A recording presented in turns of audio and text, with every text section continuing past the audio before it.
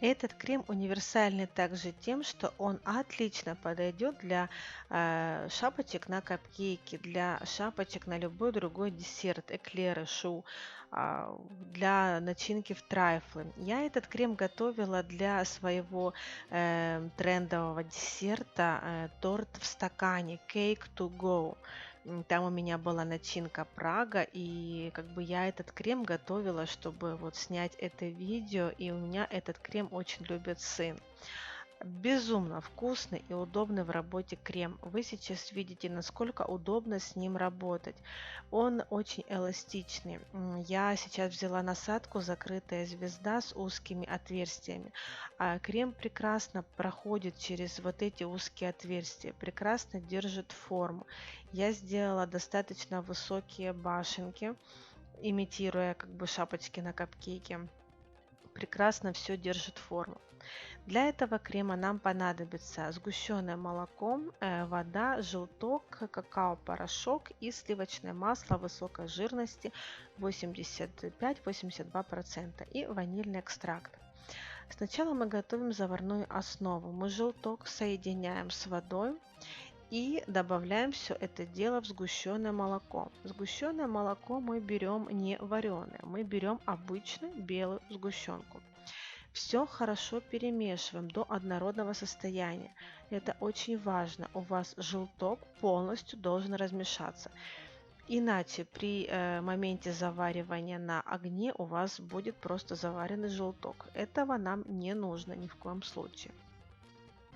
Очень удобно размешивать данный крем специальным венчиком для соусов. У меня этого венчика нету, поэтому я обхожусь обычным венчиком, непрерывно помешивая мою смесь на огне. То есть я жду, пока оно нагреется. Вот я стою возле огня, никуда не отхожу. Мешаю венчиком, ложу венчик обратно, жду там пару секунд. Далее взяла, перемешала, жду. Огонь у меня не очень большой, поэтому на начальных этапах нагрева я жду, пока оно все нагреется. Когда у нас появятся первые пузырьки, я уже начну более активно мешать.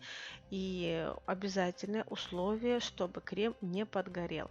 Если крем где-то, хоть в каком-то месте у вас на донышке подгорит, это можно переделывать, иначе вкус уже будет не тот. Вам горелый крем здесь не нужен, он все испортит. Хочу также сказать для особо нетерпеливых. В данном видео процесс заварки именно заварной основы на огне и взбивания сливочного масла далее в видео я никак не убыстряла, не обрезала, не вырезала, потому что я хочу, чтобы вы видели конкретно сколько времени я провела за данным процессом. То есть вот сейчас я завариваю крем, делаю заварную основу. У меня вот на него уходит ровно столько времени, сколько указано по видео. То есть вы можете готовить этот крем, включаете видео и готовите его вместе со мной. У вас уйдет то же самое количество времени, что и у меня. То есть все какие-то моменты вы сразу можете просмотреть и перепроверить себя. Вот на каждом этапе, там, на каждой минутке вот у вас должно получаться так же, как и у меня. Вы видите, что снизу уже кремчик начал у нас густеть. Активно мешаем в этот момент. Обязательно промешиваем именно уголочки сотейничка, чтобы там у нас не собирался крем. Именно венчиком для соуса это удобнее делать. У меня вот обычный, и мне как бы тяжело добраться до уголочков. Ну, я стараюсь.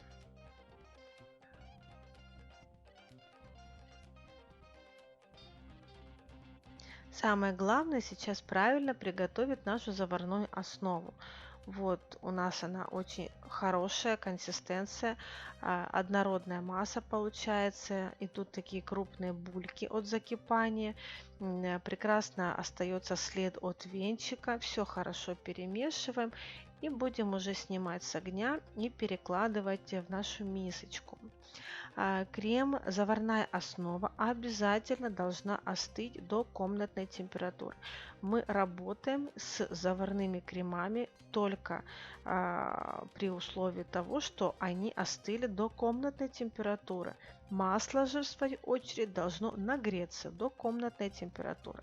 Если у вас заварная основа и масло будут одинаковой температуры, у вас получится идеальный крем. Он не расслоится и никак не испортится.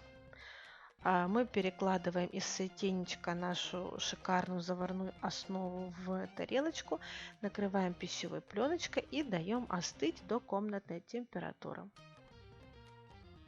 Да, вы можете абсолютно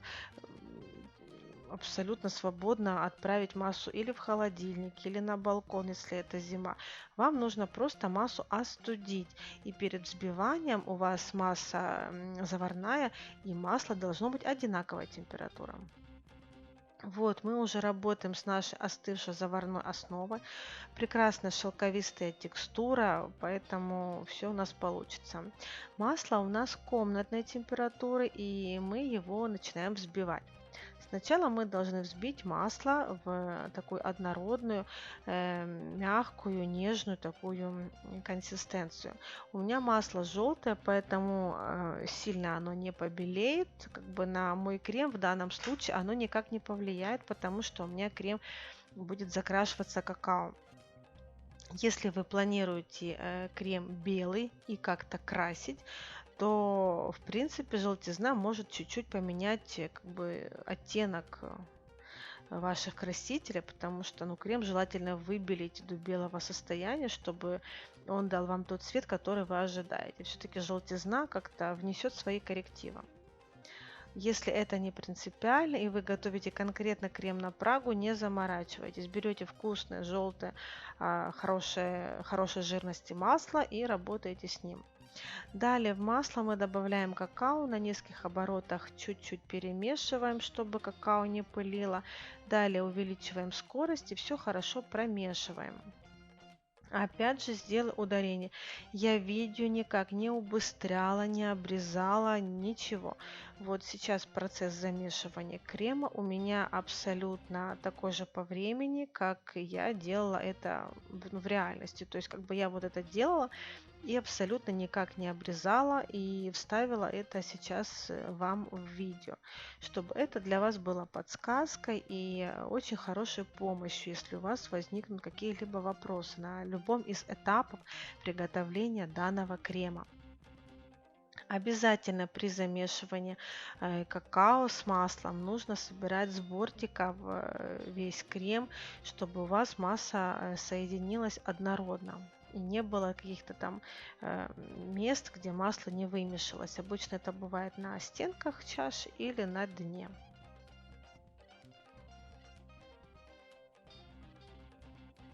Когда у вас прекрасно масло объединилось с какао, то мы уже можем вводить заварную основу. Повторюсь, заварная основа той же температуры, что и масло. Заварную основу обязательно вводим маленькими порциями по ложечке или по вот одной силиконовой лопаточке. Все кремы, которые готовятся с заварной основой и с маслом, они должны быть вот однородной, вернее одной температуры, то есть заварная основа масла одной температуры и обязательно должно вводиться заварная основа в масло по маленьким дозам. Каждую ложечку заварной основы в масляном креме нужно хорошо вымешивать миксером на больших оборотах. Это нужно для того, чтобы у вас крем не расслоился, чтобы полностью заварная основа разошлась в масле, и только тогда вводите следующую дозу. Потому что в заварной основе у нас есть жидкость. В масле у нас как бы жидкости нету. И если много налить, вернее, много добавить сразу заварной основы в масло, оно расслоится, потому что не справится масло с таким количеством жидкости. Все-таки она есть в заварной основе. Поэтому добавляйте дозированно. Я вас очень прошу, ну, не поленитесь. Вот сделайте вот все, как я делаю. Вот включаете видео и готовите. У вас обязательно все получится. Я в вас верю.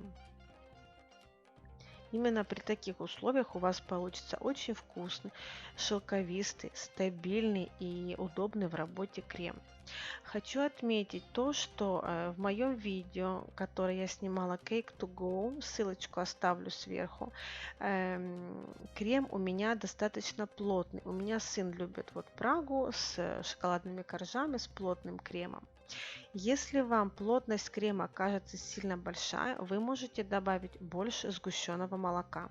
Все эти пропорции и все эти рецептуру, всю эту я укажу под видео. Крем у нас получился нереально шелковистый, однородный, не расслоился, нигде нету комочков.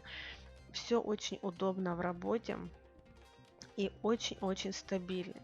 То есть вы видите, что для прослойки в торт, что для шапочки на капкейке крем просто идеальный. Поэтому я надеюсь, у вас тоже все получится, если вы будете его готовить по моему рецепту. Это классический рецепт по ГОСТу. То есть на просторах интернета много блогеров рассказывают, как приготовить этот крем.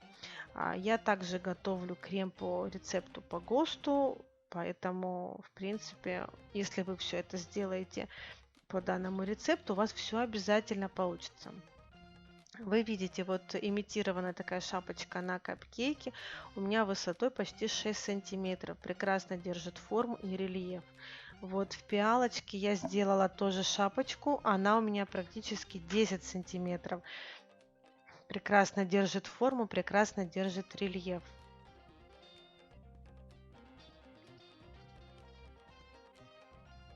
Невероятно шелковистый крем, удобный в работе, любые вензеля, любой насадкой у вас получится просто прекрасно.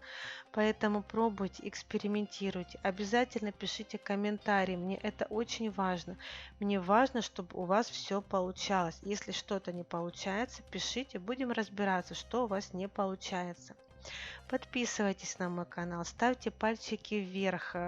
Я буду рада за комментарии, за обратную связь. Я надеюсь, что у вас все получится и вы приготовите очень вкусный пражский крем по моему рецепту. Пока-пока, до новых встреч!